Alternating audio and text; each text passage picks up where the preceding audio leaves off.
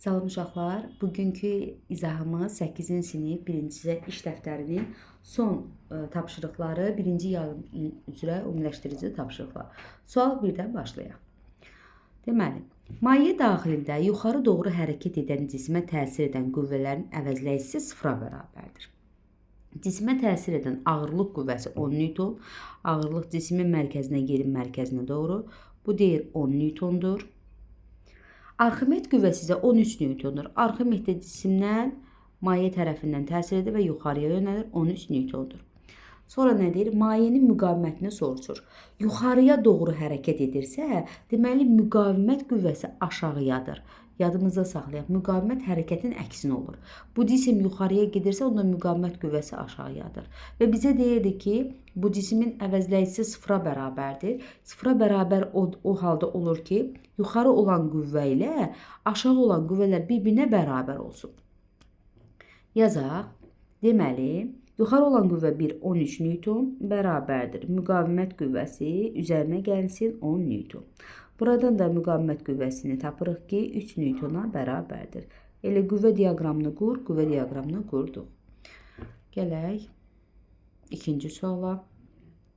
İkinci sualda deyir. Cismə düz xətt üzrə eyni zamanda iki qüvvə təsir edir. Həmin qüvvələrin qiymətləri 23 Newton və 37 Newton olarsa, onların istiqamətlərinin asılı olaraq əvəzləyici qüvvənin kiçik və böyük qiymətini soruşur.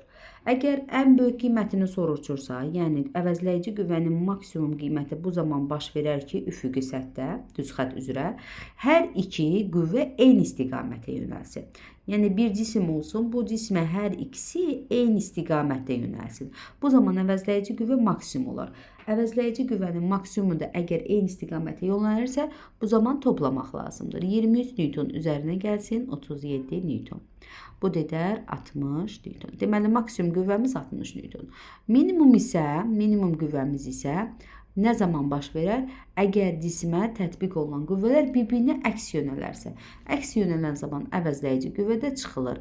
Böyük olan qüvvədən kiçik olan qüvvəni çıxmaq lazımdır. Bu dedər 14 Newton.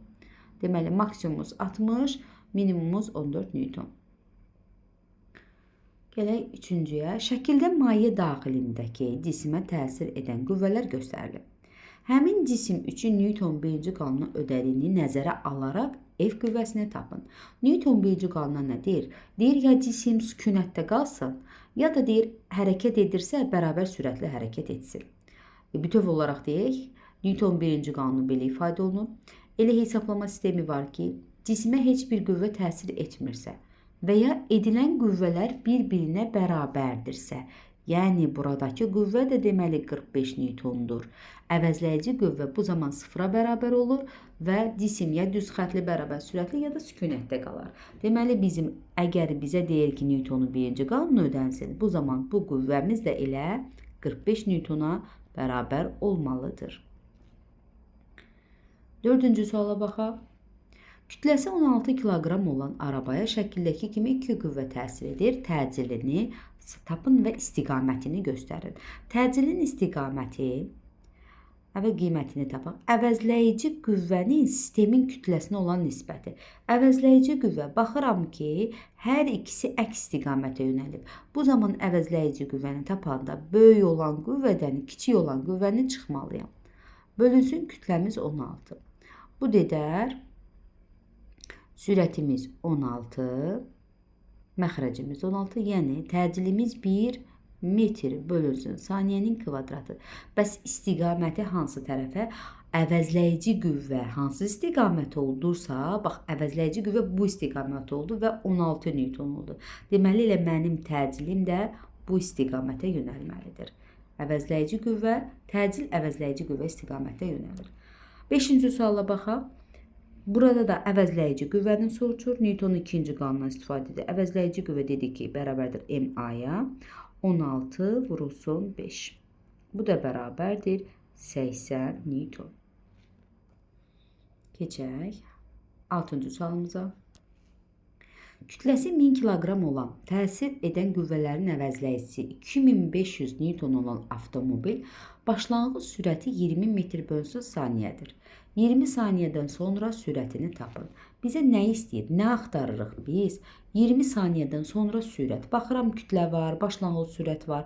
Deməli bax biz buradakı son sürət, təcillimizdən alınan son sürət. Bax bu düsturdan istifadə etməliyik. Lakin diqqətli baxsaq, görərək ki, bizim təcilimiz yoxdur.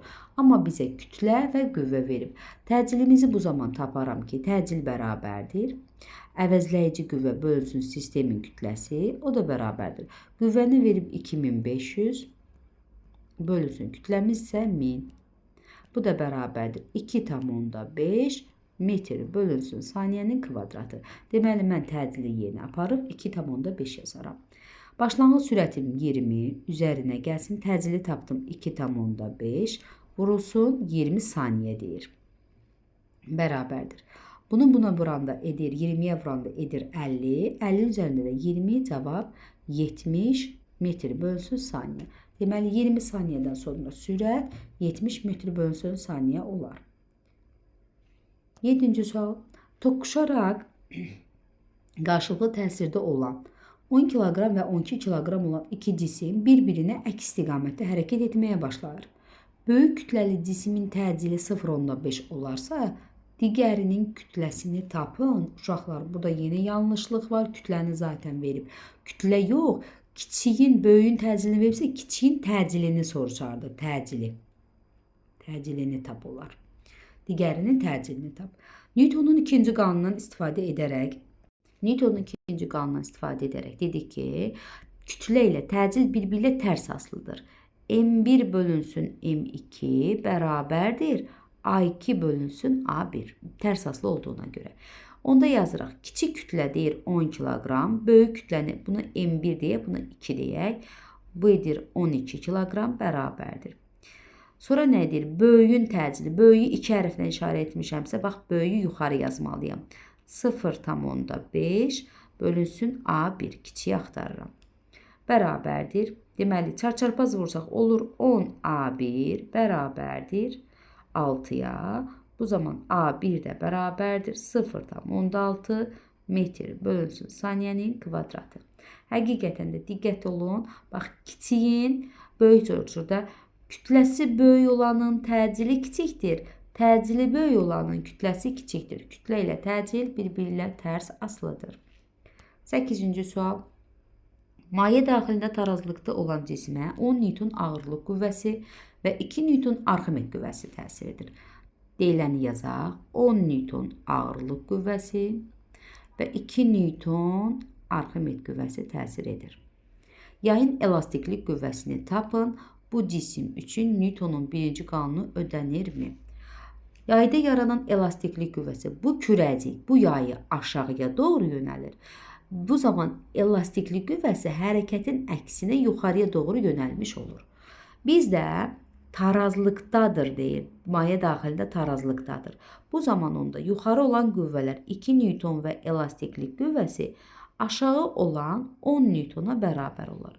Elastiklik qüvvəsi də bərabərdir 8 Newton və bizə deyir Newtonun birinci qanunu ödənirmi?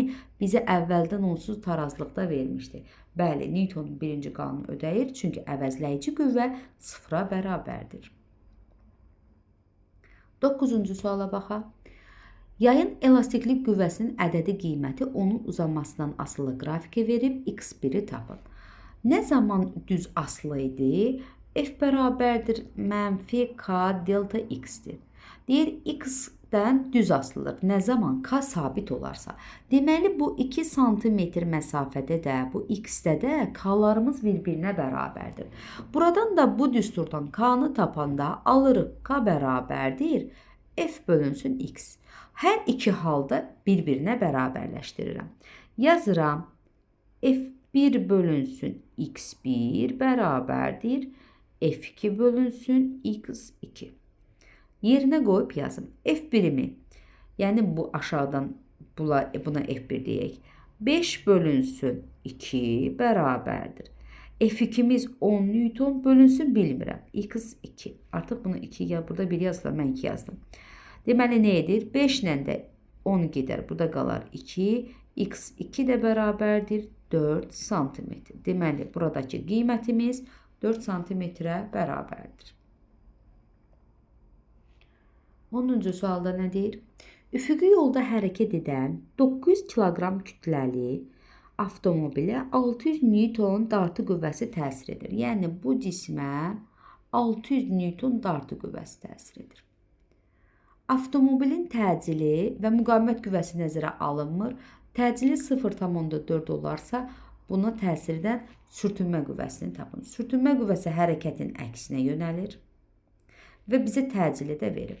Dedik ki, təcil əvəzləyici qüvvənin sistemin kütləsinə olan nisbəti və bu üfüqi yolda hərəkət edirsə, deməli dartı qüvvəsi sürtünmə qüvvəsindən böyükdür. Bu zaman yazaram 600 çıxılsın F sürtünmə bölünsün kütləmiz 900. Bərabərdir. Təcilimi neçə verib mənə? 0,4. Çarçarpaz vurub yazsaq olur 600 çıxılsın F sürtünmə bərabərdir. Deməli 900-ü bax bu 0-la vilbinə vursaq belə, o da eləyir 360. Bu zaman F sürtünmə bərabərdir 240 Newton. Deməli sürtünməmiz 240 Newton olar. 11-ci suala baxaq.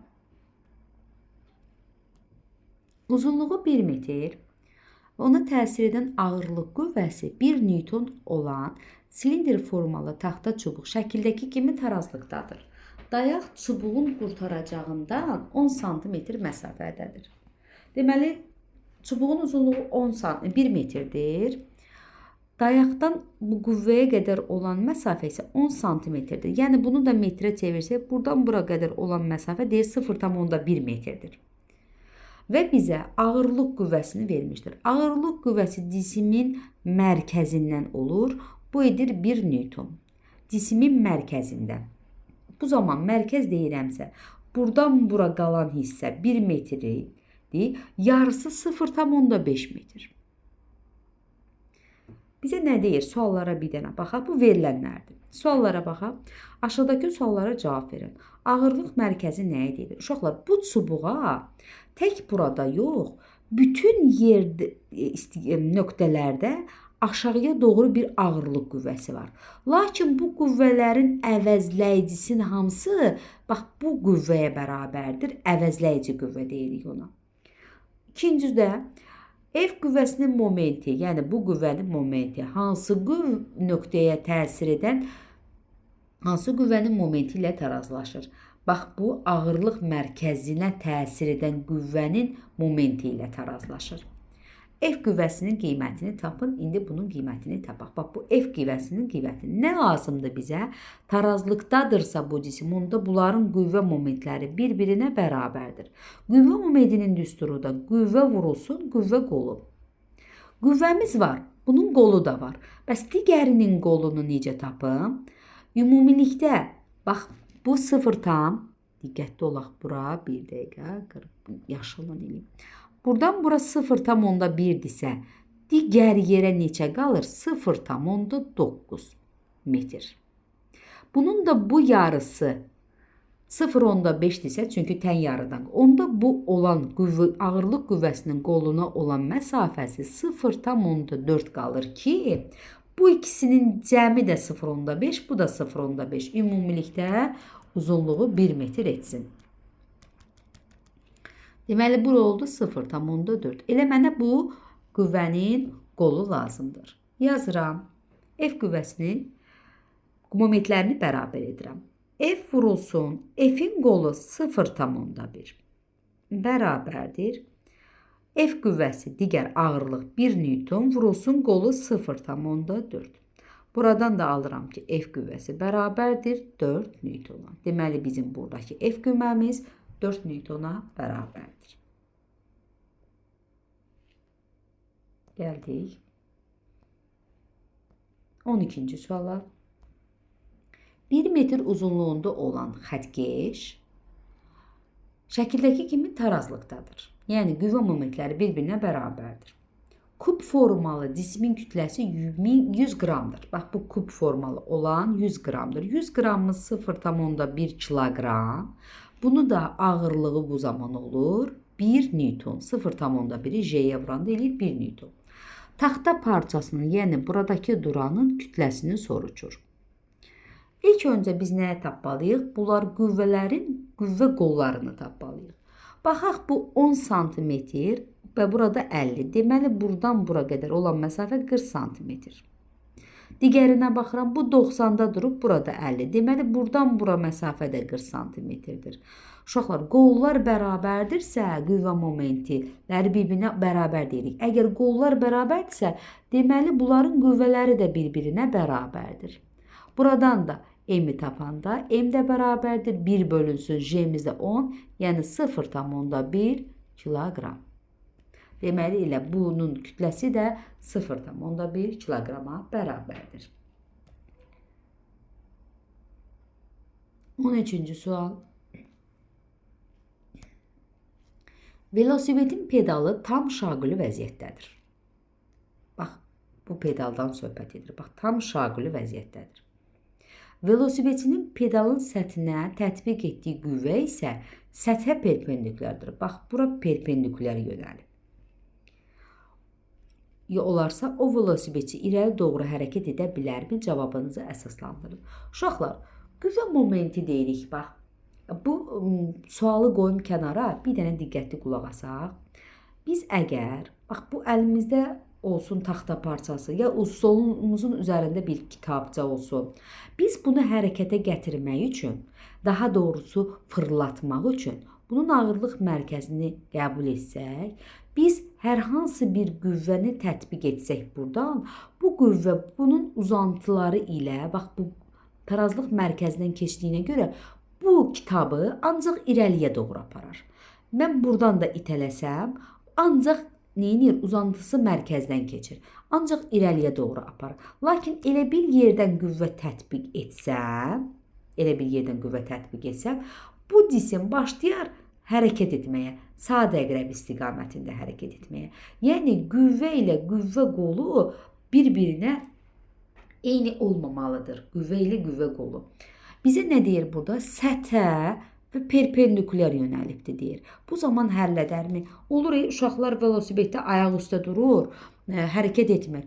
Hər iki ayağını da qoyur belə pedalın üzərinə və bu pedal fırlanmır. Bax, bu fırlanmamağına səbəb perpendikulyar qoyulmağıdır.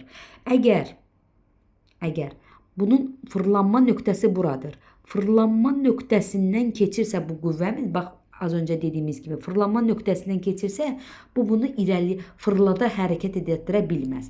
Fırlatması üçün isə müəyyən bir ya digər tərəfdən ya da bu tərəfdən hərəkət elətdirməlidir ki, bu nöqtə ətrafında, bax, bu nöqtə ətrafında bu pedal fırlana bilsin. Tam dayaqdan tətbiq olunubsa, bu pedal fırlanmaz, yəni velosiped irəliyə doğru hərəkət etməz. 14-cü suala baxaq.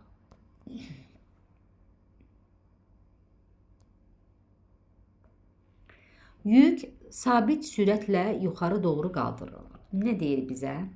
Yük sabit sürətlə yuxarı doğru qaldırılır. Əvvəlcə qüvvə diaqramlarını çəkək. Bu yükə hansı qüvvələr təsir edir?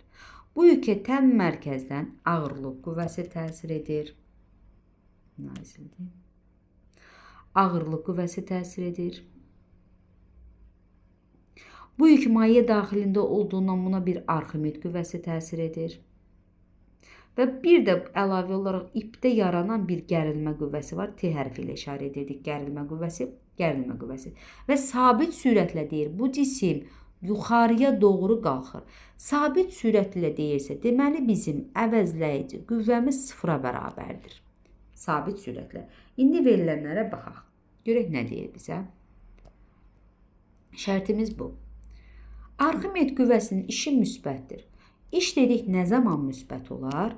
İş o zaman müsbət olar ki, qüvvə ilə yer dəyişmə eyni istiqamət olsun. Arximed qüvvəsi deyir. Arximed də yuxarı, diqqət eləyin. Arximed də yuxarı, cismin hərəkəti də yuxarı. Eyni istiqamətədirsə, bəli, müsbət iş görür. Yəni 1 doğrudur.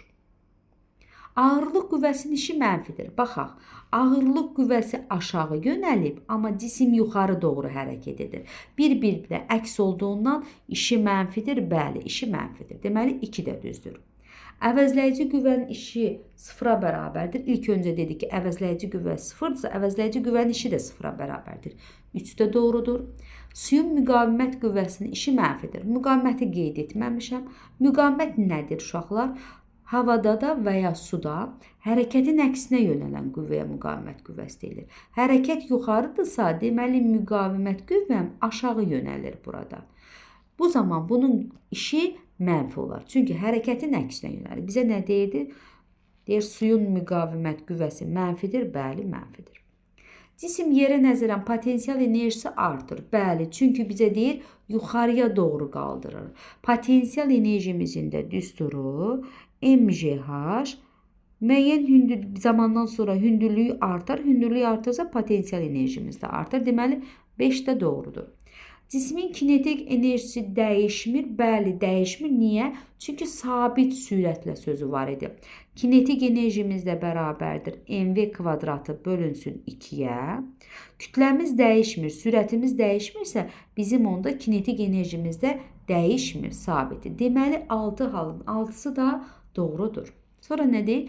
Cismə təsir edən qüvvələrin istiqamətini şəkil üzərə göstərək cavabınızı əsaslandırın. İlk öncə onu etmişdik. Deməli, qüvvələri göstərdik şəkil üzərində və nəyə görə səbəbini də əsaslandırdıq. Gələk 15-ci suala. Yer səthindən 5 metr hündürlükdə sabit sürətlə uçan dron sahəyə dərman səpir. Dronun kütlə ilə birlikdə 40 kiloqramdır, sürəti 2 metr bölünsün saniyədir. Baxaq, nə istəyir bizdən? A-da deyir ki, kinetik enerjisini tapır. Dedik, kinetik enerji bərabərdir. mv kvadratı bölünsün 2. Kütləmizi bizə verib 40. Sürətimiz 2, kvadratı edir 4, bölünsün 2. Bu dedər 80 joule. B-də nə deyir bizə? Yer səthindən potensial enerjisini hesablayın. Potensial enerji bərabərdir MGH-a. Kütləsi 40 kiloqram, sərbəst düşmə təcilimiz 10, hündürlüyümüzü 5 metr vermişdir. Bu dedər 2000 joule. C-də nə deyir bəs? Dronun tam mexaniki enerji. Tam mexaniki enerji potensial enerji ilə kinetik enerjinin cəminə bərabərdir. Bu zaman tam mexaniki enerji 2080 joule-a bərabərdir. 16-cı sual. Düzxətli bərabər sürətlə hərəkət edən avtomobil 20 metr məsafəni 1 saniyə qət edib. Bərabər sürətlə gedir. Bərabər sürətlə gedirsə, yolumuzu zamana bölək. Deyir, 20 metri 1 saniyə gedir. Bu deməkdir ki, elə bunun sürəti 20 metr bölünsün saniyədir. Nə soruşur bizdən? Gücü soruşur. Gücümüzün bir düsturu var idi.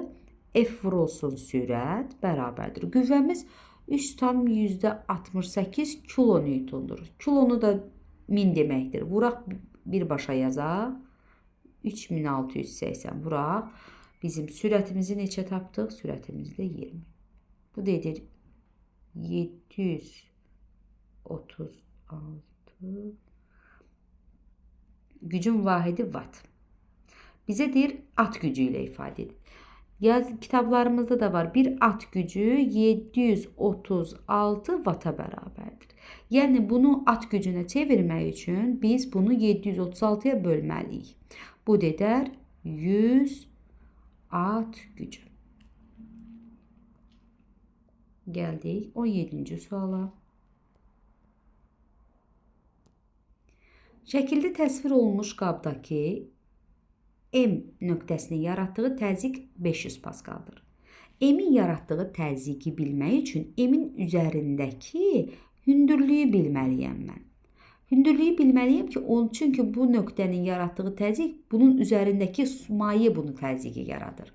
Deməli deyir ki, təzyiqimiz ρGH hidrostatik təzyiq bərabərdir M nöqtəsində 500-ə. J'miz, buradan H-ı tapaq uşaqlar. H bərabərdir. ρG məxrəcə düşür. R'muz 1000, J'miz də vurulsun 10-a. Sürətimizdə də 500. 1000 ilə 500 gedər 2. Bu edir 20-də 1. Yəni 5-i də vursaq %5 %5 metr. Bu da edər 5 santimetr. Məndən nəyi soruşurdu? Məndən H hündürlüyü soruşurdu. H hündürlüyü burada bunu istəyir yəni.